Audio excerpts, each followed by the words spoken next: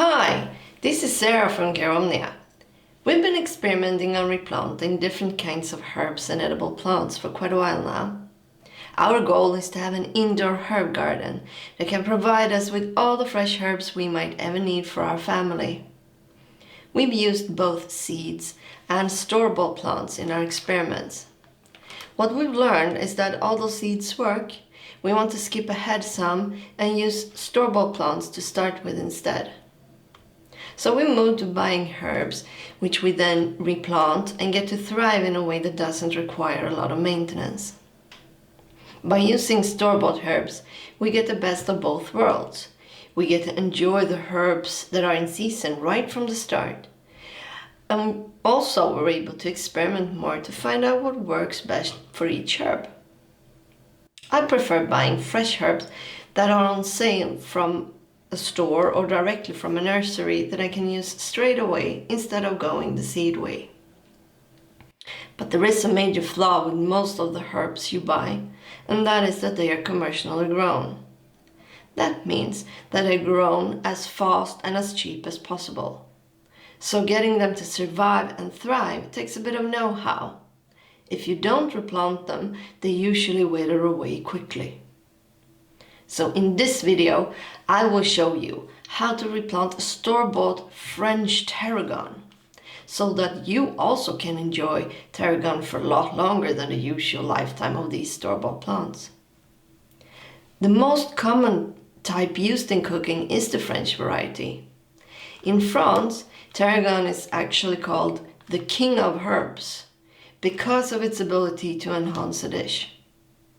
Tarragon is highly aromatic and commonly used in béarnaise sauce. I always use tarragon in my homemade béarnaise sauce, but I also use it to make a creamy tarragon chicken, which my whole family loves. So, let's first go through what you need. Here's the organic tarragon plant that we are gonna replant. This one came in a small plastic pot. The size of the pot of the plant you buy doesn't matter, as you won't be using it anyway. But if you are able to buy plants with the size of the pot that you're using in your indoor herb garden, then I recommend you buy those, as you won't need to replant them. If so, then all I recommend you do is to place the pot in your homemade pot system. I highly recommend that you choose organic plants, as we've seen that organic ones survive the stress of replanting better. But if you can't, get a regular one and try it out anyway. We've successfully replanted non-organic ones as well. And also, if you've opted for organic soil, then of course you want an organic plant to keep it all organic. Also, if you store your plant in the fridge, let it rest at room temperature for a while before you replant it. I usually let them rest for an hour or so at a minimum. As I mentioned, we won't be using the pot it came in. We use our own homemade pot system for our indoor herb garden plants. A standard setup for each of our plants consists of a food-grade container, an inner pot with several holes in it. The inner pot is then suspended above the water level inside the container. This pot system is very good and our plant seems to love it. It's so much better than just using soil. It's also very easy to make yourself. If you want to make one yourself, I've asked my husband Peter to show how to make one and also go through how it works. I'll add a link to that video in the description. And then of course, you need some plant soil. We use organic soil, but as it's quite a lot more expensive, you can go with non-organic. But I recommend you make sure that it's from natural sources and not mixed with, for instance, processed sewage. Also, I recommend you buy regular plant soil. With the pot system we're using, our herbs grow like crazy. So instead of wasting money of some kind of specialty soil, I recommend you instead invest that money in organic plant soil. It works just fine. You also need some water. We use our special blend of water that we found works very well. You can watch our video about how we make it if you're interested. I'll add that link in the description as well. But you can use regular tap water. I usually don't want to use the water straight away from the tap. Instead, I'll let the water rest overnight or at least a few hours before using it. If you are like me and enjoy drinking a lot of tea, I recommend you also add the leftover water from your kettle to the water you're using for your herbs and other plants. I also use a waterproof tablecloth to protect my kitchen counter or table. As you're handling soil with lots of bacteria and other microorganisms, I recommend you buy a tablecloth that you use exclusively for your planting activities. I like to use a tablecloth with a wax or oily surface, as that's easy to keep clean. And also, as an added bonus, when it's time to replace it, you have a lot of different colors and patterns to choose from. That's all the things you need to be able to plant like a pro. Now that we've gone through the items you need to replant this store-bought Tarragon, let's go through how to actually replant it. The first step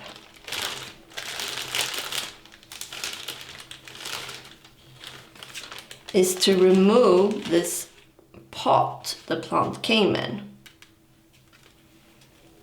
All you have to do is carefully press or massage the sides of the pot to loosen the plant. And then you remove it like this.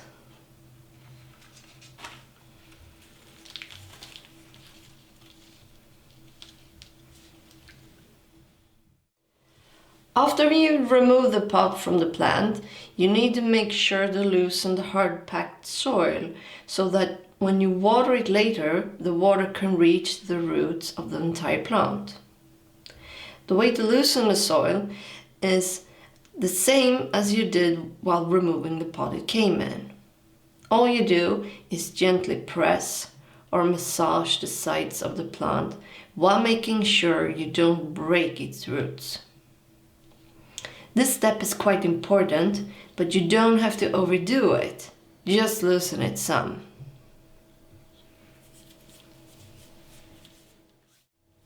Some say that you should break up these store-bought plants in separate or pairs of 2 plants per pot. That's mainly because if you keep them in an ordinary pot with soil, they use up all the nutrients in the soil faster.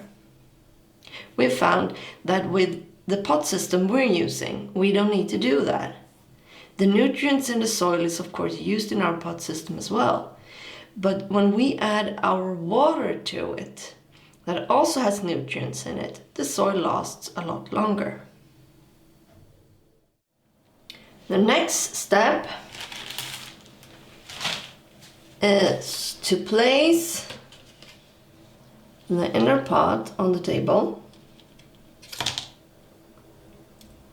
and put the plant in it to figure out how much soil you need to use at the bottom of the pot so that the plant and the upper rim of the inner pot are in level.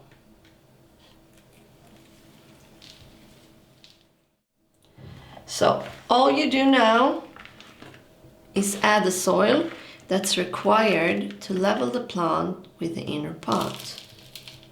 It doesn't have to be perfect. If you add too much soil, you can always make a suitable hole in the middle of the pot. Don't press or try to harden the soil just yet. The next step is to place the plant in the center of the pot. And add soil to the sides. Between the plant and the inner pot. Be sure to fill the entire side of the inner pot with soil. Here I recommend you press or try to pack the soil some to be sure it goes all the way to the bottom. And also that'll keep the plant straight and also in the center of the pot. I like to have my plants grow straight and to be in the center of the pot so all the roots get the same amount of room to grow in. But I also think it looks better on the windowsill.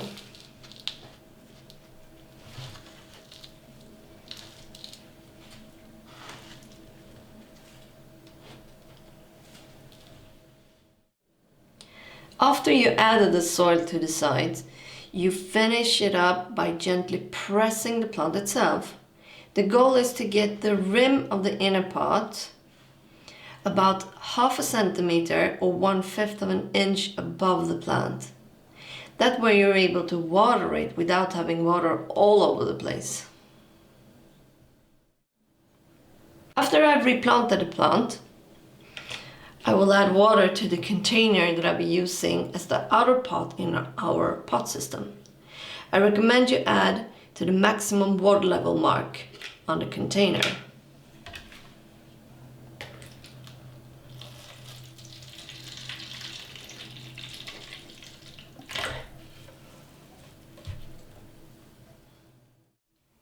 I see the water is a bit darker than in our previous videos. I guess Peter made a new batch this morning.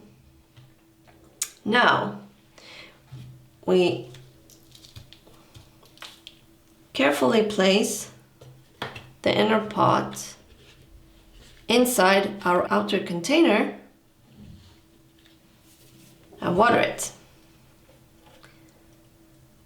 As we loosen the soil the plant came with earlier, the water we now add won't go straight through, but stay in the pot.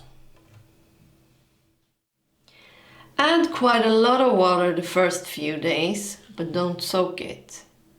The roots won't survive too much water, so try to keep it damp but not soaked.